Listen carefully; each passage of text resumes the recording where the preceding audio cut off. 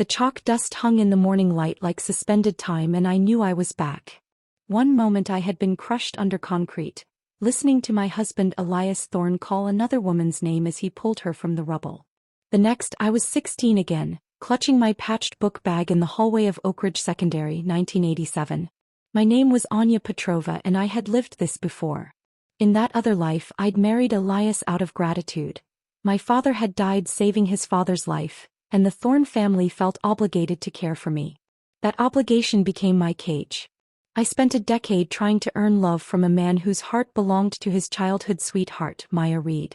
I died bitter and jealous, literally of a broken heart, buried in an earthquake while Elias saved her first. Now standing in that hallway I felt a profound calm. The buzzing panic of my teenage self was gone, replaced by the hard-won clarity of a woman who had already died once. A shadow fell across my desk in homeroom. I didn't need to look up.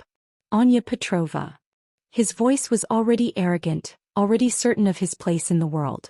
Elias Thorne, golden boy of Oak Ridge, my future husband in that other timeline. Come with me. He led me to an alcove near the gym, the same spot where he'd first warned me off in my previous life. He crossed his arms, his varsity jacket stretching across his shoulders. Let's get one thing straight. You're here because my dad feels responsible. Don't get ideas. I waited silent. This arrangement our parents have, he continued. It's not real. I'm never going to marry you. So forget about it. In my first life those words had shattered me. Now they felt like a key turning in a lock I desperately wanted open. A small, genuine smile touched my lips. Really? I said, my voice clear. That's perfect. His confident expression faltered. What? I wasn't planning to marry you either, Elias. I tilted my head, meeting his stormy blue gaze. After all, your grades aren't even as good as mine. His face flushed, the color creeping up his neck in a satisfying wave. For a moment he was speechless, his carefully prepared speech derailed completely. With a final furious glare he turned and stormed away. I watched him go, the echo of his anger fading. The first thread had been cut. After school I went to the Thorne residence, the big Tudor house on Maple Drive that had been my gilded cage. I found Uncle Robert in his study, the scent of pipe tobacco and leather wrapping around me. Anya. How was the first day? He rose from his chair, his kind face creased with warmth. I need to talk to you, Uncle. I took a steadying breath. About the arrangement with Elias. I want to call it off. His smile vanished. Call it off? Did that boy bully you? Oh. No, I said firmly. I want to break it off. Myself. He sank back into his chair. But your father, we promised.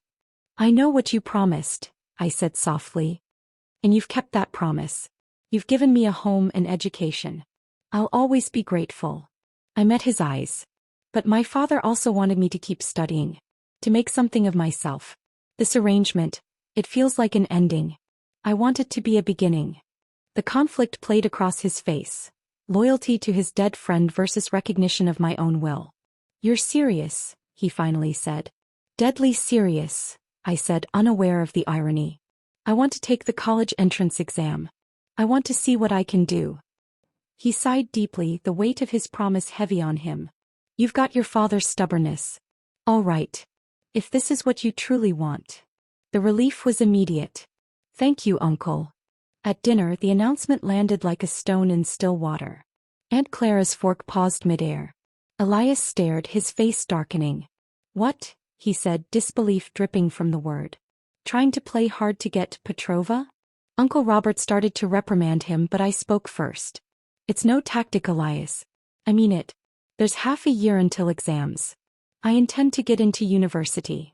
His laugh was short and derisive. You get into university? That last test was a fluke. If I actually get in, I said calmly, what will you do? He leaned forward, a challenge in his eyes. If you get into university, I'll crawl around this backyard 3 times on my hands and knees. It's a deal. That night as I reviewed notes in my room, I heard voices outside my door. Must have seen us together, Elias. He's hurt. She's doing this to make you feel guilty. Maya's voice, sweet with false concern. I don't feel guilty, Elias shot back, but his voice was strained. But my dad, we owe her. Sigh. I know. It's so noble of you to bear it. But she's using that, can't you see? That. His fist connecting with the wall. I stood open the door. They jumped apart. Maya's doe eyes widened in perfectly feigned surprise. Make it up to me? I asked quietly, looking at Maya. How exactly? Are you going to give me back my father? Elias flinched. If you could, I continued, I'd take that. I'd take him being here for decades more, instead of me standing here listening to you gossip in the hallway. You were eavesdropping. Elias accused. I'm not deaf. You were practically shouting. I turned to Maya. Don't worry. I'll be out of your way soon enough. I shut the door on their stunned faces. Their little performance had clarified my next move. I couldn't stay here. The next morning at breakfast I made my request. I'd like to move into the school dormitory. The silence was absolute. Elias broke it first. What will people think? That we drove you out. It's about focus, I said to Uncle Robert. The dorm is closer. I can study with classmates. It's more efficient. I glanced at Elias. And it's not like Elias can tutor me. His last calculus score was 15 points lower than mine. His face darkened. Aunt Clara cleared her throat.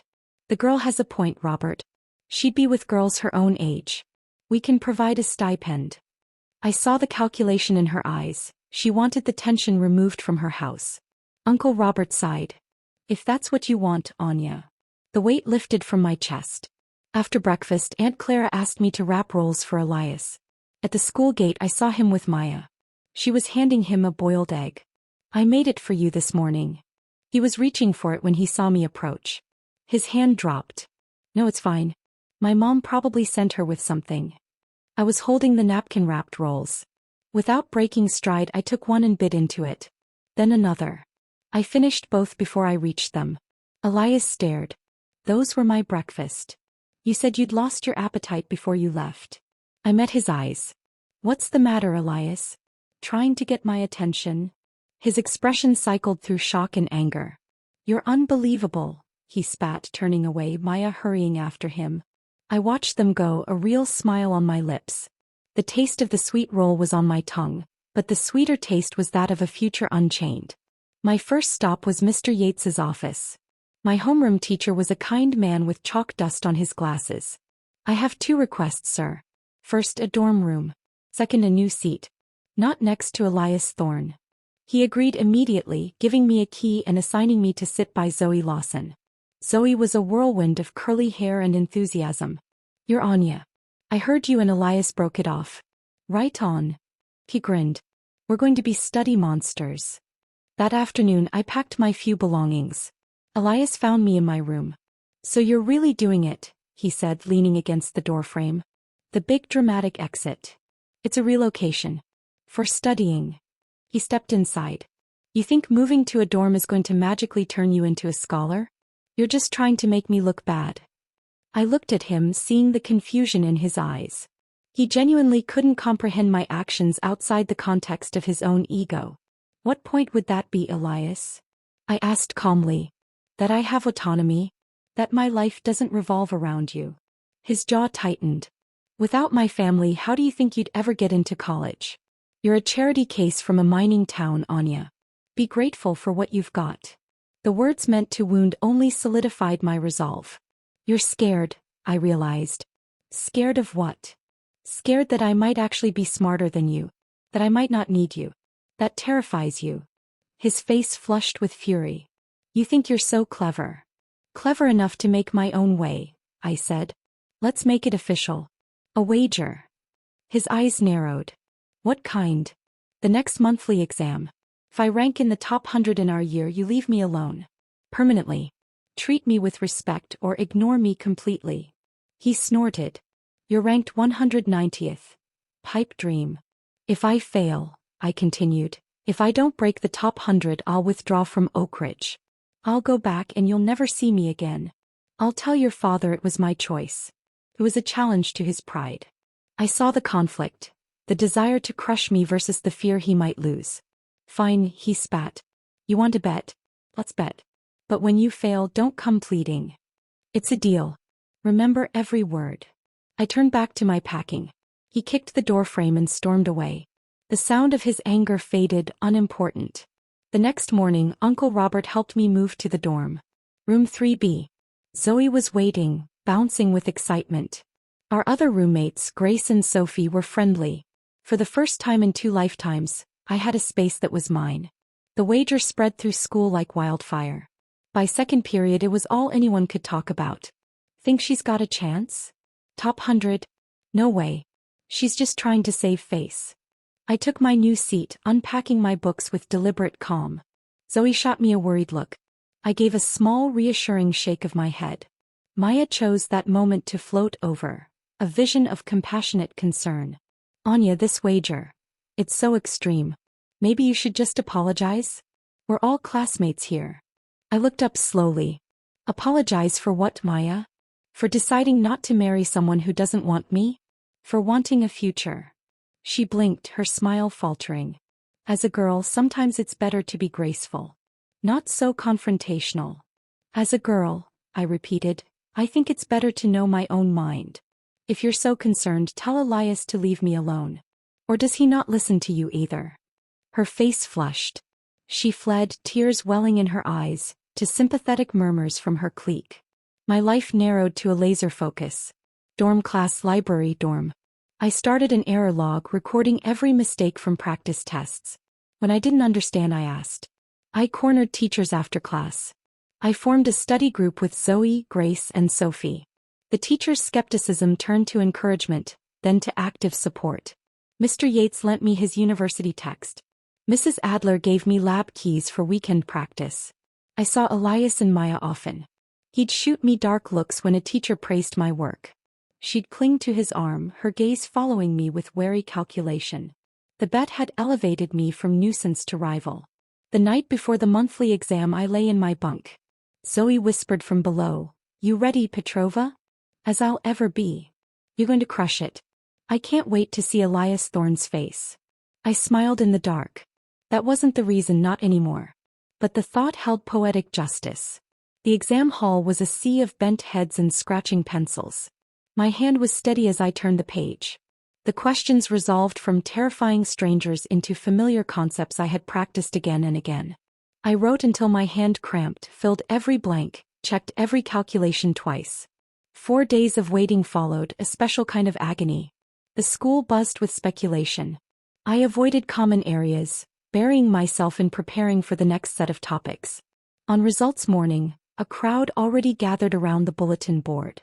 My stomach was a tight knot. Zoe materialized at my side, grabbing my hand. "Come on." We pushed through murmuring students. I saw Elias leaning against the opposite wall, arms crossed, a studied look of boredom. Maya stood beside him, her expression serene. She caught my eye and gave a tiny, pitying shake of her head. My heart hammered as I scanned the printed list. Names and numbers blurred. My name wasn't in the first column. A cold dread began to pool. "There." Zoe shrieked, her finger jabbing the paper. 99. You're number 99. The world tilted, then snapped into focus. There it was in stark type. 99. Petrova, Anya. A sound escaped me, a gasp, a laugh. The tightness shattered into soaring triumph. I'd done it. Leaped 91 places. Beaten his wager. I turned slowly.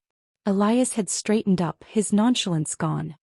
He stared at the board, his face pale, his mouth a thin line. The look he turned on me was pure, uncomprehending shock. Holding his gaze, I felt the last ghost of the old Anya dissolve. I walked toward him, the crowd parting. "Elias Thorne," I said, my voice clear in the sudden hush. "I did it.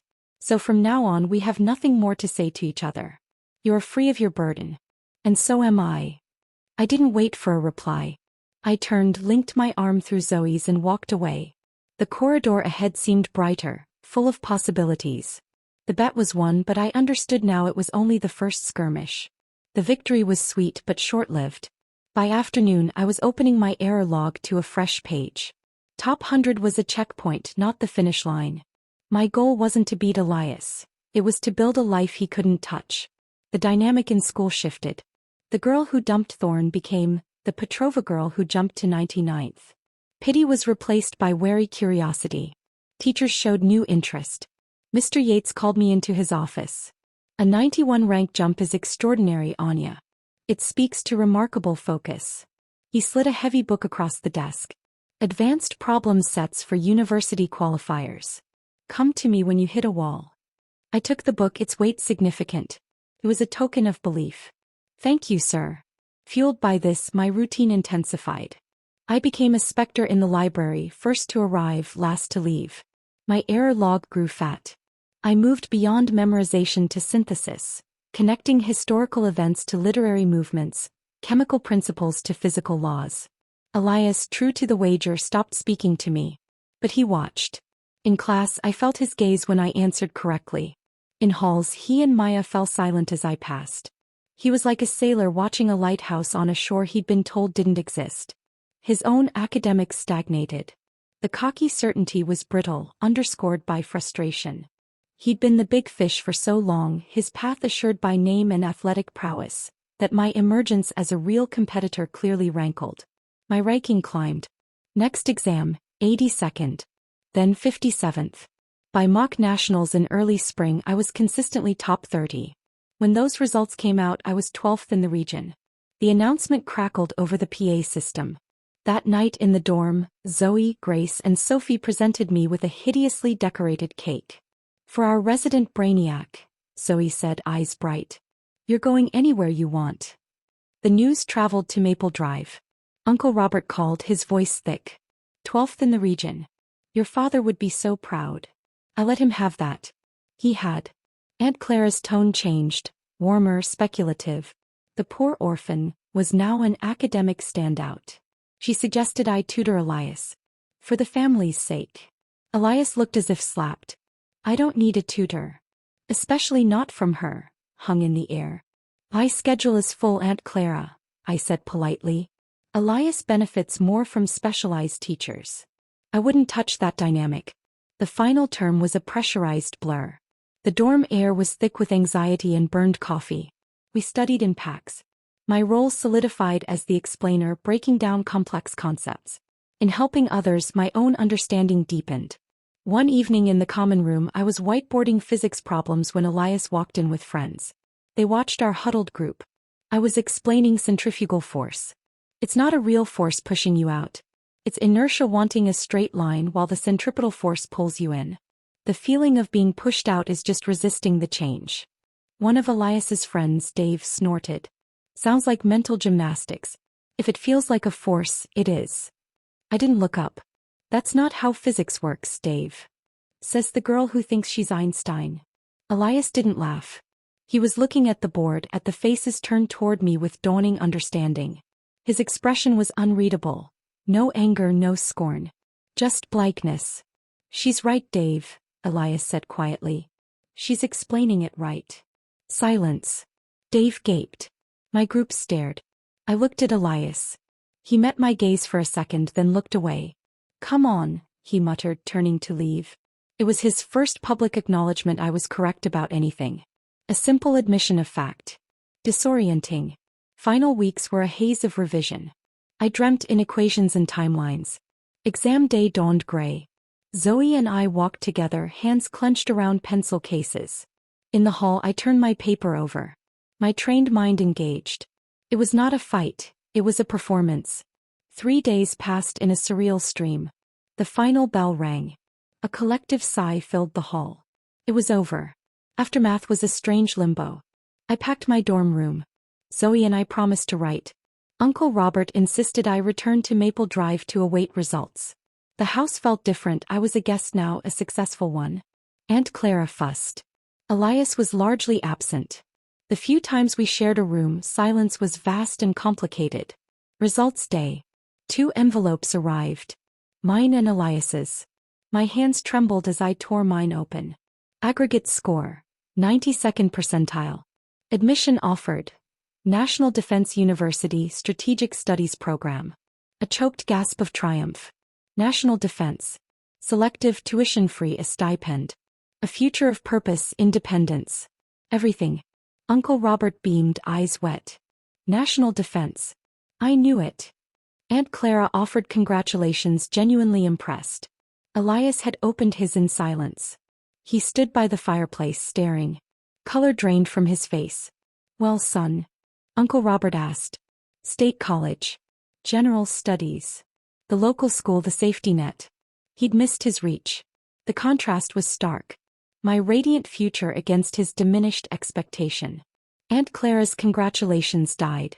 She looked at her son, disappointment and protection in her eyes.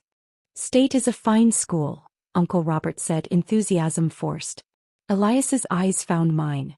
In them I saw his world collapse. It wasn't just college. The charity case had soared on merit. The golden boy had stumbled. His identity's bedrock, inherent superiority, had cracked. He didn't speak. He crumpled the letter, turned and walked out. The front door slammed. Celebration continued, tinged with his absence. Uncle Robert shifted to planning. "We'll have a party. A proper send-off."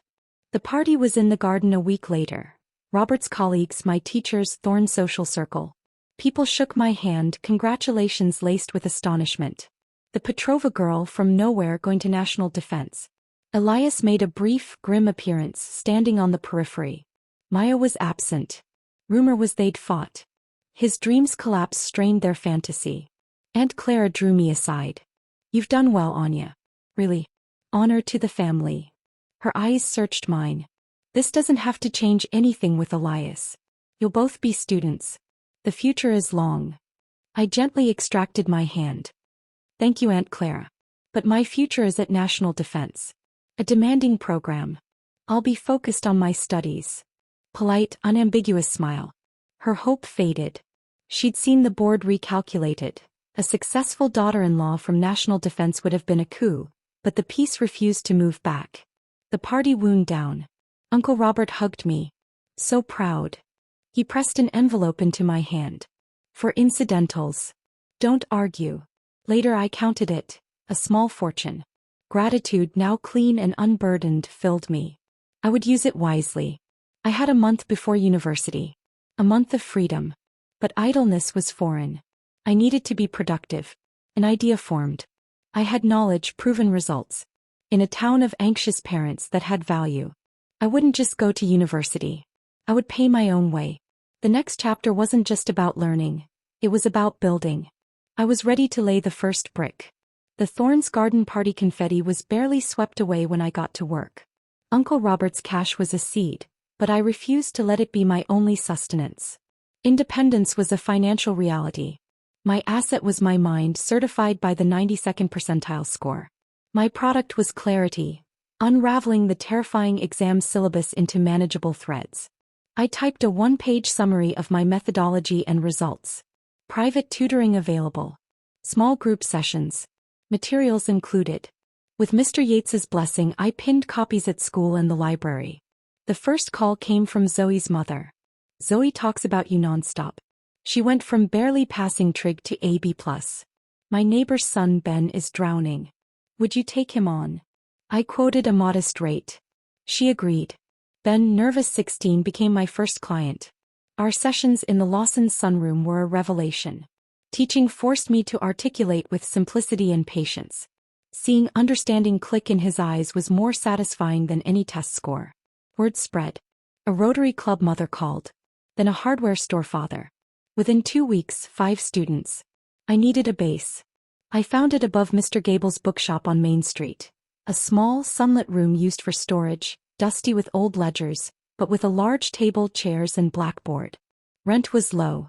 Mr. Gable, impressed by my scholarly endeavor, waved away a deposit. "Just keep noise down during hours." I scrubbed the room until it shone. Bought a second-hand kettle. Created individual folders tracking weaknesses and progress. Designed weekly quizzes. The Clarity Clinic was open.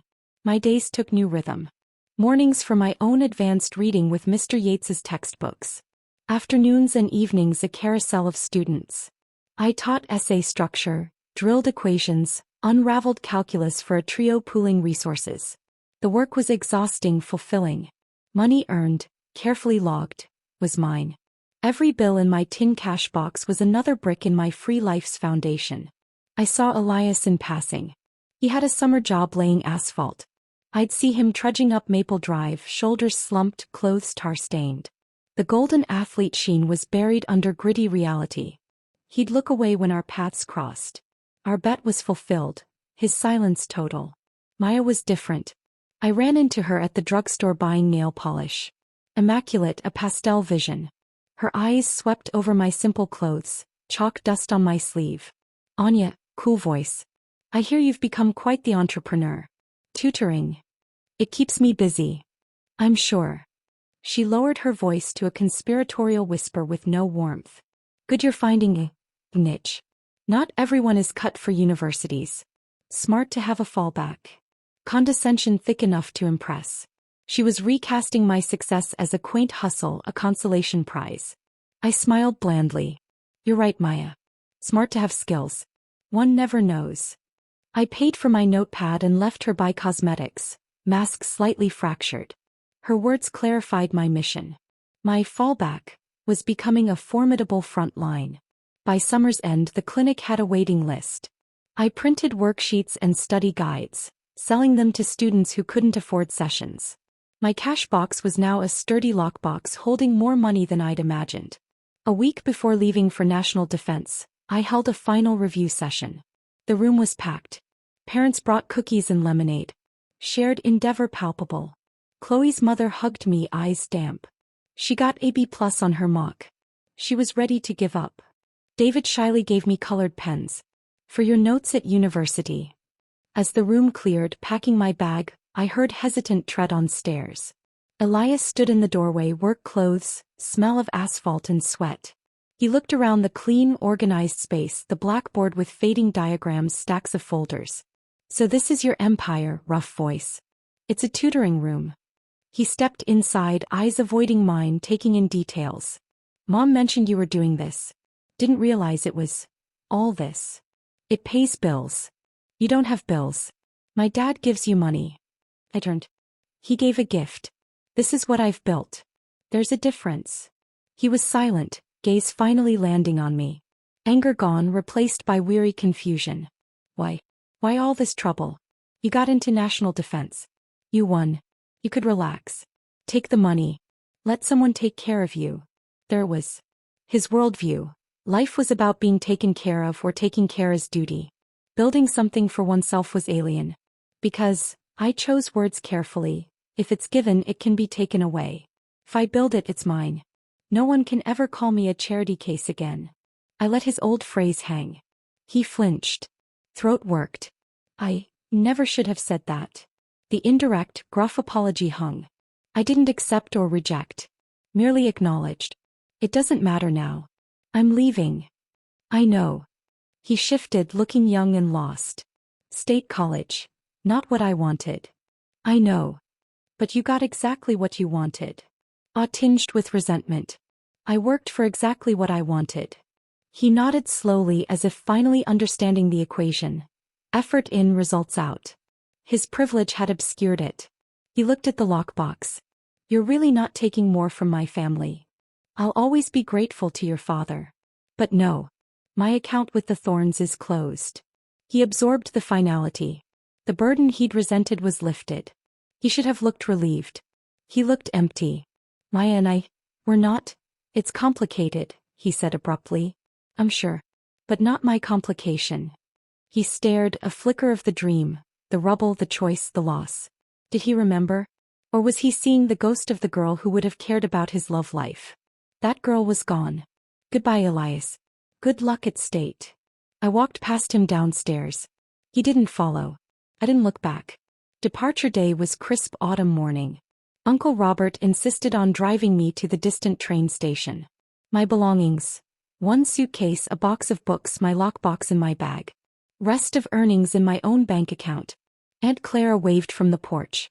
Elias nowhere seen. The station was noise and steam and goodbye tears. Uncle Robert crushed me in a final hug. You right. Call if you need anything. I will. Thank you. For everything. And I meant it. He stood on the platform, a solid, fading figure as the train pulled away. Oak Ridge disappeared. Church spire, water tower, distant hills holding the played-out mine where my father died. No pang of loss, only forward-thrusting momentum. Journey long. Shared compartment with silent, elderly man, mother with fussy baby. I pulled out National Defense Prospectus, read until words blurred from dizzying arrival sense. University wasn't like anything I'd seen. Sprawling, serious campus of severe gray stone, vast orderly parade grounds. No lazy quadrants. Everything spoke discipline, purpose. Students in uniform moved with brisk, directed energy. Registration whirlwind of lines, forms, crisp instructions.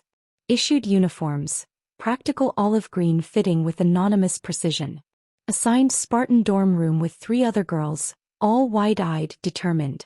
No cheerful greetings, brisk nods, immediate unpacking per regulations on door. First evening, assembly in vast auditorium for orientation. Stern-faced colonel spoke of honor, duty, sacrifice, excellence. You are here because you are best. You will leave as leaders. Country invested in you. Repay with service, integrity. Words thrummed in bones. Not just education, a covenant. Looking at hundreds of serious young faces, I realized I was no longer the anomaly scholarship girl from mining town. Here we were all raw material forged in same fire. My past, struggles, victory over Elias irrelevant. Performance mattered starting now. Pace merciless. Dawn began with physical training on frosty fields. Days blur of lectures. Geopolitics, military history, economics, intensive foreign language, Russian, Cyrillic, a new puzzle. Evenings for study groups in library, collaboration encouraged, competition tangible undercurrent. I thrived. Discipline relief after emotional chaos of old life. Rules clear, expectations high but fair. Worked harder than ever but clean tiredness. Made acquaintances, not deep friends. Girl from fishing village with genius for logistics. Quiet boy from capital dissecting political speeches surgically. Wrote Uncle Robert every 2 weeks short cheerful letters about classes, food. Wrote longer to Zoe at Coastal University studying marine biology, letters full of title charts, eccentric professors. Our worlds diverged, bond held. Heard snippets of home through Uncle Robert. Elias struggling at State College, Maya secretarial course, their on-again off-again relationship familial tension source. News from another planet, no gravity in my new orbit. First year end, finish top of class in strategic analysis. Recognition. Quiet word from professor, invitation to specialized research assistant position over summer with stipend. Didn't need Oak Ridge Clinic. Wrote Uncle Robert staying on campus for research. Reply filled with pride, faint unspoken sadness. Fledgling truly flown nest. Summer while classmates vacationed, buried in archives helping professor analyze historical conflict patterns. Work meticulous, demanding, absorbing. In library quiet, surrounded by documents with echoes of world-shaping decisions, found profound sense of place. Meant to be here. Not in shadow, not in debt, but at sharp edge of understanding world, preparing to serve. Filing away another century's diplomatic cables. Thought of girl in alcove, trembling as boy told her he'd never marry her. Character from sad forgotten book. That girl gone. In place, Cadet Petrova. Just getting started. Foundation laid. Now build life standing on it. Life in capitals solidified into pattern precise as chessboard. Apartment quiet order. Work at Strategic Analysis Directorate constant high-stakes game of three-dimensional chess with real nations consequences. Became known for spotting weak signal in noise, minor fluctuation in commodity prices hinting political unrest, subtle rhetoric shift presaging policy change. Extension of focus honed in Oak Ridge Library, applied to world stage. Colonel Thorne's tacit acknowledgement at reception seemed to grant new layer of invisibility, or respect. No longer anomaly to explain, tool to utilize. Recommendations began carrying weight in closed-door briefings. Lived for quiet of senior officer considering my report. Understated, proceed, meaning analysis would influence real decisions. Personal life remained minimalist as apartment. Acquaintances, colleagues for after-work drinks, other female officers for weekend hikes, but no true friend.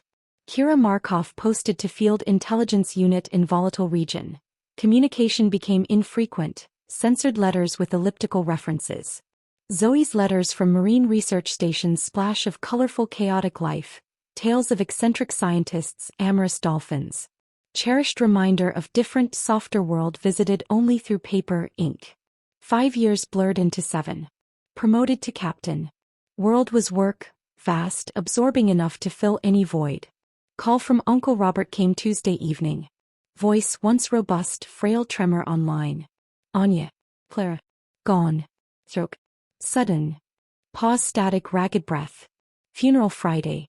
Know you're busy, would mean something. Looked at classified briefing packet on kitchen table, due tomorrow. Thought of Aunt Clara. Brittle kindness, social calculations, final stiff acceptance of my path. Piece of old life architecture. With her gone, structure more unstable for Uncle Robert. I'll be there. Oak Ridge late autumn palette of brown, gray, trees skeletal, sky low woolen blanket. Town smaller, shabbier, aged twice as fast as I. Thorn house on Maple Drive, once monument of stability, now careful facade. Funeral quiet, respectable at town church. Attendees: Aunt Clara's bridge club, Uncle Robert's business contacts, fading relatives. Stood at back, simple dark suit observer. Elias there. First time seeing him nearly decade. Boy utterly gone. In place. Man early 30s looking older. Heavier, face lined with permanent weary tension. Walked with faint careful hitch of someone managing chronic injury. Stood beside father, solid somber presence. Accepting condolences with practiced distant nod. Eyes found mine across pews. No shock, anger, warmth.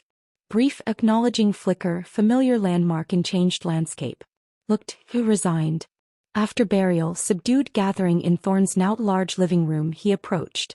Held plate, untouched ham salad. Anya, voice deeper, rougher. Thank you for coming. How holding up, Elias? Shrugged, gesture, speaking burdens carried too long. Expected. She was. Complicated woman. Sip of punch. You look, same. Almost smiled. Doubt that. No. Gaze scanning face with unnerving directness. You do.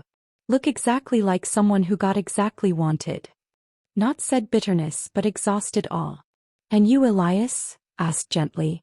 Short humorless breath. Got deserved. Small business, bad back, lifetime figuring what to do with pieces.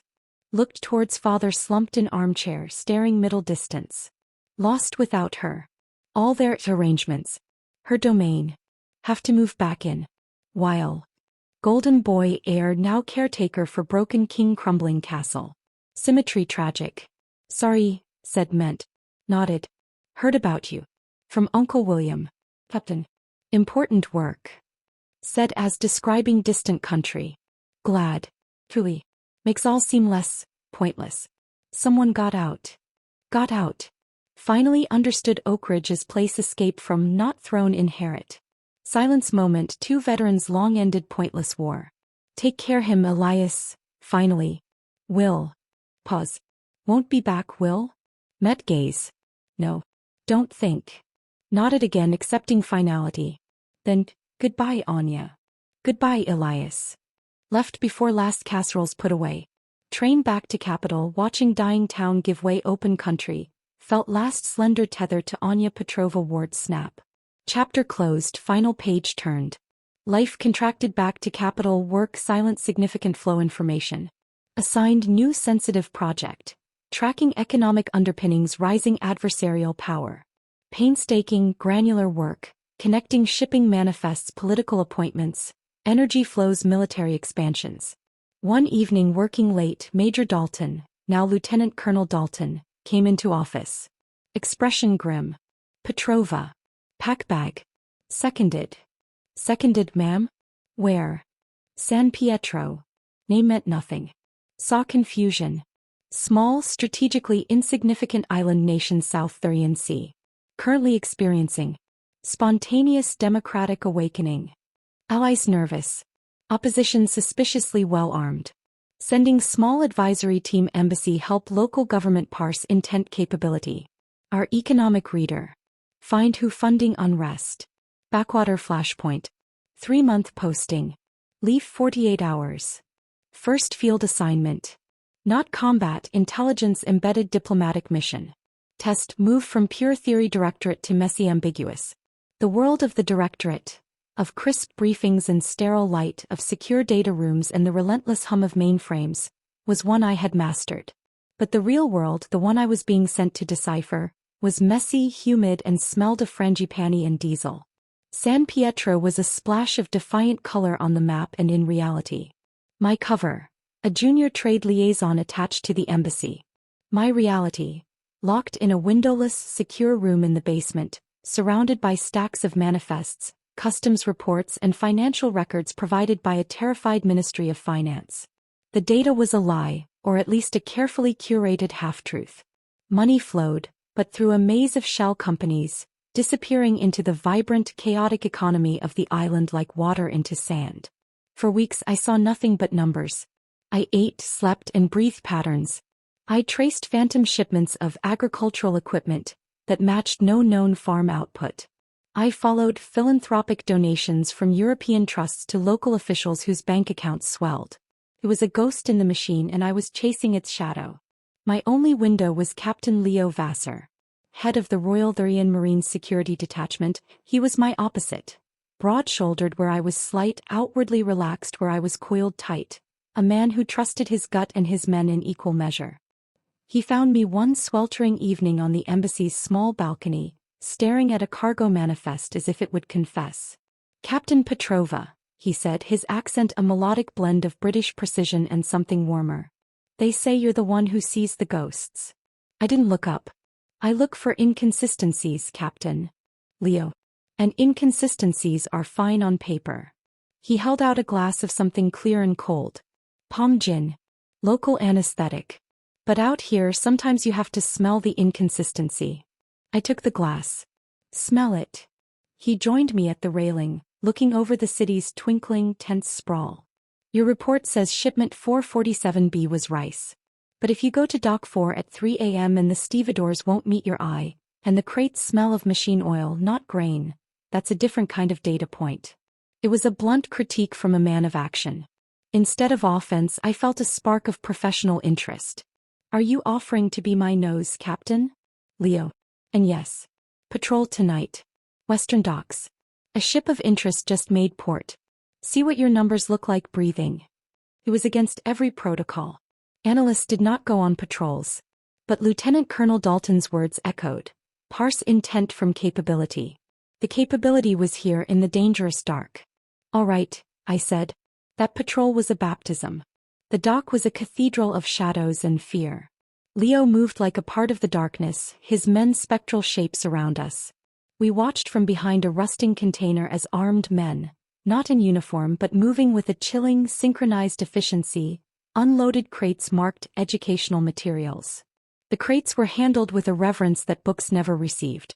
Leo nudged me, pointing to a figure in a linen suit overseeing the operation, talking on a satellite phone. "See him? Your report mentioned a shell company lawyer from Brussels. That's him." "The smell, Captain." I inhaled the thick air, cordite, unmistakable beneath the brine and fish. "It's not textbooks." A ghost of a smile in the dark. "Now you're learning."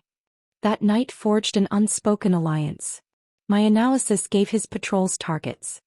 His ground truth, the smells, the silences, the fear in a dockworker's eyes, corrected and focused my financial trails.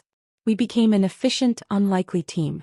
In the pressurized embassy bubble, surrounded by diplomatic platitudes and the low-grade dread of a coup, a professional respect bloomed into something more dangerous.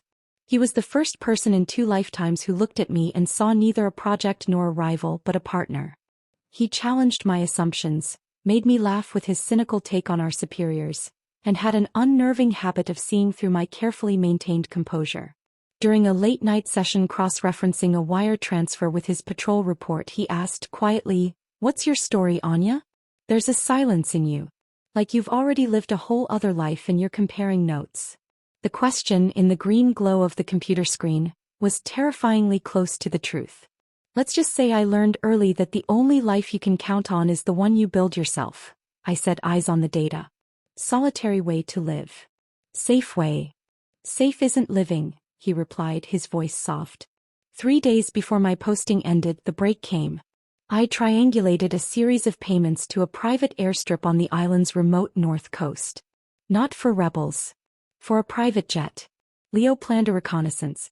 I insisted on going. The data was mine. I needed to see its conclusion. We lay in the humid jungle undergrowth, mosquitoes a whining cloud. The airstrip was a scar of tarmac. A sleek executive jet was being fueled. The linen-suited lawyer was there. And with him, 2 senior officers of the San Pietro military, men whose loyalty we were supposedly guaranteeing. My blood ran cold. The pieces locked into place with a silent, definitive click. It's not an uprising, I breathed. It's a buyout. They're not arming the opposition. They're purchasing the existing command. A silent coup. Leo's jaw tightened. We need to get this back. Now. As we began to crawl back, a twig snapped under my knee. A sentry's shout. A blinding spotlight pinned us. Run. Leo yelled, shoving me toward the tree line. The night exploded. Gunfire ripped through leaves around us. I ran, pure animal terror overriding everything. Leo was behind me, returning fire with measured shots. We crashed through the jungle, the shouts fading. Finally he stopped, clutching his upper arm. Dark blood welled between his fingers. Flesh wound. Hurts like hell. In that moment, covered in mud, adrenaline screaming, the smell of his blood metallic in the air, the walls I'd built for a lifetime shattered. Fear, shared danger, the visceral reality of him bleeding broke something open. I stepped forward, my hands reaching for his arm. Anya, he said, voice rough. I looked up. His free hand came to my cheek, his thumb wiping away mud.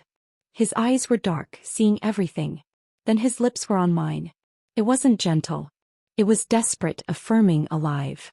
A kiss born of cordite and jungle earth. A rejection of all the sterile safety I'd clung to. In it I wasn't Captain Petrova. I was just Anya, terrified and feeling something real for the first time in 2 lifetimes. We broke apart, breathing heavily. The mission crashed back in. We have to move, he said, voice husky. We made it back at dawn. I delivered my analysis and a terse report. Leo was patched up. The information sparked swift, quiet action. The advisors were expelled. The officers were arrested. The coup died before it breathed. My 3 months were up. As I packed, Leo found me. They're sending me back to their Ian HQ, he said from the doorway. And I'm to the directorate, I replied, voice formal. The jungle, the kiss hung between us. What happens now? He asked. I had no answer. My existence was a monument to control. He was chaos, feeling risk. He was life. I don't know, I whispered. He crossed the room, his good hand on the back of my neck. Then we find out, he said, and kissed me again. A promise, not a revelation. On the flight back to the gray capital, the orderly world of analysis felt different. It was still my fortress. But now I knew there was a world outside its walls. A world of smell and danger and feeling. A world where Leo Vassar lived. I had spent a lifetime building a bulwark against pain. Now I was faced with the terrifying prospect of opening a gate. The capital felt like a suit of armor I had to squeeze back into. Lieutenant Colonel Dalton welcomed me with brusque approval. Definitive work in San Pietro Petrova. You stopped a war. That's the analysis we pay for. There was new respect in her eyes. But in the sterile quiet of my office, the memory of gunfire and Leo's kiss felt like a fever dream. We wrote letters. Censored, cautious, but between the lines flowed a current, a shared language born of that night. He signed his, yours, in the smell of cordite and frangipani. I signed mine, always listening for the pattern. Months passed. The intensity of San Pietro faded to background hum. I was promoted to major. My work grew in scope. Yet in quiet moments, my mind wandered to a sun-drenched balcony, the taste of palm gin, the feeling of being truly seen. Then the medical notice. A routine screening for tropical postings. Results not routine. A dormant parasite, a souvenir from a San Pietro mosquito. Treatable but treatment aggressive, requiring a month of medical leave at a convalescent facility in the Lake District. An inconvenience. I arranged my work handover, mind calculating fastest return to full capacity. The hospital was placid, sanitized. It was there in the enforced stillness of the gardens that my past found me again. I was on a bench, wrapped in a cardigan, a book unopened in my lap. I heard the slow, uneven tread of a cane on gravel before I saw him. Elias Thorne looked more weathered than at his mother's funeral. Hair grayer, body thicker, but his eyes, the same blue but the storm of arrogance gone, replaced by deep, settled melancholy. He walked with a pronounced limp. He stopped, shock on his face. Anya. Elias. What are you doing here? He gestured toward the main building. Physical therapy. The back. The accident. Lifelong project. He stepped closer, eyes scanning my pallor, the 4 bruise on my hand. You're ill? Souvenir from a posting. Nothing fatal. I shifted on the bench. He lowered himself carefully onto the other end, a small grunt escaping. We sat watching ducks on the lake. Heard you were promoted. Major Petrova, he said. Word travels. Uncle William. Uses you as a blunt instrument sometimes. Why can't you be more like Anya Petrova? The old sting didn't come. Just tiredness. I'm sorry. That's not fair. He gave a short, bitter laugh. Isn't it? He's not wrong. He looked at me, direct, unsettling. Do you ever think about it? What if you hadn't walked away? The question in this place of stillness demanded answer. Every day, I said quietly. And every day I'm grateful I did. My life is my own. I answer to my duty and my conscience. Not to a debt or a ghost or a man who couldn't love me. He flinched but didn't look away. You say that so certainly. As if love were a choice. Not love, I corrected. But the life you build around it. That is a choice. You and Maya, you chose a drama. You confused intensity for love. He was silent a long time. After the accident, he began, voice low. In that gray place I had the dream again. The earthquake. But this time I dug. I dug until my fingers bled. I found you. You were still alive. You looked at me and said, it's too late, Elias. The life you could have had with me is already buried. Then you closed your eyes. A tear tracked through his stubble. When I woke and you were there, I knew it was true. That life was buried. For both of us. The raw honesty hung in the air. He was mourning the man he could have been. What did you do? After? He shrugged, defeated. Tried with Maya. Few years. Like living in a house that always smells of smoke. We poisoned each other. Divorced 2 years ago. Final stupid battle in a stupid war. I'm sorry, I said, for the waste of it all. Don't be. First honest thing I've done. I run my business. Take care of my dad. It's simple. It's enough. A ghost of a wry smile. Not exactly changing the world like you. The world needs its gardens too, Elias. Sometimes making one small quiet thing grow is the most revolutionary act. He stared as if I'd spoken a foreign tongue. Then nodded slowly. Maybe. Maybe so. He pushed himself up, grabbing his cane. I should let you rest. I am. He stood, a bulky, broken figure. Anya, thank you. For coming to the hospital then. And for not pretending now. No need for pretense anymore. Goodbye, Elias. Goodbye, Anya. I watched him limp away, vanish into the hospital. A final benediction. No anger, no regret left. Only vast, compassionate sadness for roads not taken. My recovery was slow. Leo's letters were my lifeline, his words a tonic. He wrote of promotion, training, his family's vineyard in their inn. He wrote of missing the smell of my hair, my frown at data screens. His world was physicality, loyalty, sun-drenched hills. Mine was shadows, secrets, cold analysis. Yet the connection held. A week before discharge, a letter from an Oak Ridge law firm. Uncle Robert had passed peacefully. Funeral private. His will left me a sum. For your continued education and security. From a man proud to call you his daughter in spirit. The last link gone. The money felt like his final apology and release. I would use it not for security but for something living. Cleared for light duty, I returned to the directorate. I was Major Petrova again, sharp, remote. But different. The encounter with Elias, the brush with mortality, Leo's constant pull, they had changed the internal landscape. The fortress stood, but I was no longer solely its occupant. Leo's next letter contained a pressed frangipani blossom. The note. My unit has joint exercises at Griffin Range Training Ground next month. Near the capital. If you're not too busy saving the world from a desk, I'd like to see you. To see if the pattern holds in the daylight. Leo. My heart gave a wild leap. The precipice. To step from letters into reality. To bring the woman from the jungle into the world of Major Petrova. I thought of Elias living in the smell of old smoke. Of my father in the mine. Of my own first death, bitter and alone. Then of Leo's hand on my cheek wiping away mud. Of his laughter. Of how he saw the person behind the analysis. I took a deep breath of sterile office air. I picked up a pen. The pattern analyst will be on site for a field assessment of allied interoperability, I wrote, a smile touching my lips. She expects her data will be significantly enriched by direct, on-the-ground observation. 2 weeks. Daylight included. Anya. I sealed the letter. The act felt momentous. I was not abandoning my fortress. I was for the first time choosing to open the gate. The currents of life, dammed up for so long, were beginning to flow. I was ready to see where they would take me. Griffin Range was dust and scrubland and a sun so relentless it bleached the color from the sky. I arrived as an official observer, my heart hammering a rhythm that had nothing to do with protocol. I saw him across the parade square, briefing a mixed group of Thurian and our own Marines. He'd grown a short beard. It suited him. As if sensing my gaze, he turned. His eyes found mine instantly. The professional mask didn't change, but a light ignited in them, a private, radiant recognition. The 2 weeks were a study in tension. By day, Major Petrova, noting supply chain vulnerabilities. Captain Vassar demonstrating assault tactics. Crisp, professional nods. By night, stolen moments by the logistics depot, walks to the observation ridge. We talked of real things.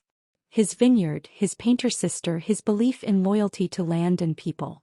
I spoke in edited fragments of my father's laugh, the peace of a well-ordered spreadsheet, the loneliness of my path. Joy isn't the opposite of purpose, Anya, he said one starlit night. It's the fuel. What's the point of defending a world you never taste? The night before the exercise ended, we stood by the chain-link fence at the camp's edge. My tour ends in 6 months, he said abruptly. I'm going home. To Thurian. The vineyard needs managing. I nodded, a cold knot forming. Divergent paths. I have a proposal, he continued, voice uncharacteristically hesitant. Strategic one. Come with me. For a while. A leave of absence. See the vineyard. See the sea. Breathe air that doesn't smell of diesel or classified documents. He stepped closer. Let me show you a life that isn't a fortress. That's just a life. The offer hung, vast and terrifying. An invitation to step off the track I'd laid with such care. Leo, my work. It's who I am. Is it, he challenged gently. Or is it what you built to protect who you are? Come and see. If the pattern doesn't hold, you go back. No hard feelings. I looked at him, this man who smelled of earth and salt and honesty. He was offering a garden. A place to simply be. The fear was paralyzing. But a deeper voice whispered, what are you surviving for if not to finally live? I'll think about it, I whispered. We parted with a formal handshake, his eyes holding a promise. Back in the capital, the directorate swallowed me. But my apartment walls felt thinner. Leo's letters resumed, now filled with descriptions of terroir, pruning schedules, wild time on cliffs. Letters about roots and growth. 6 months passed. I was offered a promotion to lieutenant colonel, a posting to Allied command overseas. The pinnacle of my planned trajectory. The offer letter sat on my desk next to a fresh letter from Leo. His tour was over. He was going home. The final line, the south field is blooming. There's a room with a window that faces the sea. The door is open. The choice is yours. Always, Leo. I stared at the 2 papers. One, a map to prestige and solitary significance. The other, a question mark, a leap into sunlight. I thought of Elias tending his quiet garden, finally at peace. Of Uncle Robert, whose final gift was an unshackling. Of my father, who would have wanted joy. Of the girl in the rubble who gave me a second chance, not just to succeed but to choose differently. I had chosen freedom from obligation. I had chosen mastery. But had I ever chosen joy? Had I ever chosen love? I picked up a pen. I wrote 2 letters. One to Lieutenant Colonel Dalton, declining the promotion, requesting extended leave. The other to Leo. 3 words, send coordinates. A. The disentanglement was complex. Surprised colleagues raised eyebrows. But my record was impeccable. 3 weeks later I stood at the international terminal, a single suitcase. It held no uniforms. Just simple clothes, my worn copy of The Art of War and the lockbox of my first independence. The flight was a passage into a new palette. Gray gave way to sea blue, then to hilltop green and gold. The small airport was windswept.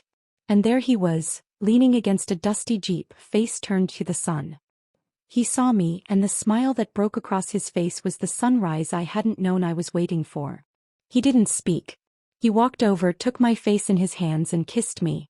A kiss of welcome, of homecoming, of daylight. The vineyard was a beautiful working patch of land on a cliff above a sapphire sea. The house was whitewashed stone, flower-draped. His family, warm, boisterous, welcomed me as someone Leo brought home, and that was enough. The first weeks were a detoxification of the soul. I slept deeply to the sound of waves. I learned to prune a vine, my analytical mind delighting in the logic. I got dirt under my nails. I sat for hours on the cliff, my mind blissfully empty of threats. We talked, walked, argued about wine and Sun Tzu. We made love in the sun-drenched room facing the sea. It was not desperate passion but deep, exploring, joyful. He was patient with my silences, my occasional retreats. He understood the grooves the fortress walls had left. One afternoon, repairing a stone wall in the lower field, he paused. "You're quiet today." "Thinking." "Dangerous pastime." "About what?" I sat back, looking at the half-rebuilt wall, the orderly vines, the endless sea. "About patterns. I spent my life looking for them in data, events, conflict. Thought if I mastered the pattern I could control the outcome. Be safe. And now I see a different pattern." I gestured around. The seasons. The vine. The tide. The way a wall once fallen can be rebuilt stronger. I looked at him. The pattern of a life isn't about control. It's about participation. Choosing which currents to swim in. I spent so long fighting the current dragging me under, I never learned to float in one that could carry me. He sat beside me, shoulder warm against mine. And this current? The one with the vineyard and the terribly stubborn marine. I leaned my head against him. This current feels like coming home. To a home I never knew I was allowed to want. My leaves stretched. I didn't miss the directorate. I began to write essays. On security as a function of community, rootedness, sustainable growth. A small press wanted to publish them. A year after I arrived, on a spectacular sunset evening, Leo found me on our cliff. He was nervous. "New strategic proposal," he said, voice unsteady. "Oh." He took my hands, his calloused palms familiar and dear. "The vineyard needs a long-term strategy. Its future success would be enhanced by the permanent inclusion of a certain pattern analyst. One who understands cycles, resilience, and the strength of rebuilt walls." He took a breath. "Anya Petrova, will you stay? Build a life with me? Here. In the sunlight." Tears filled my eyes. Not of sadness but of profound recognition. This was the choice my other life had denied me. The garden beyond the wall. "Yes," I said, voice thick. "Yes, Leo. I'll stay." We married in the vineyard under an arch of grapevines and wildflowers. Zoe was my maid of honor. Kira Gottlieb stood as witness. No one from Oak Ridge came. It was perfect. 20 years later I am Anya Vassar. I never went back. The essays became books, led to teaching, consulting, meaningful work on my own terms. We have 2 children. The vineyard thrives. Sometimes I think of the other Anya who died under rubble. I don't pity her. Thank her. Her bitter ending was the hard seed from which this life grew. My life is not a fortress. It is a vineyard on a cliff. Open to sun and wind and salt spray. Built on a foundation I laid myself, but filled with a love I chose, and which chooses me back every day. The pattern I learned is not to be deciphered and controlled. It is to be lived. And in this pattern, in this life reborn from a choice to live, I found my final, most profound victory. Think.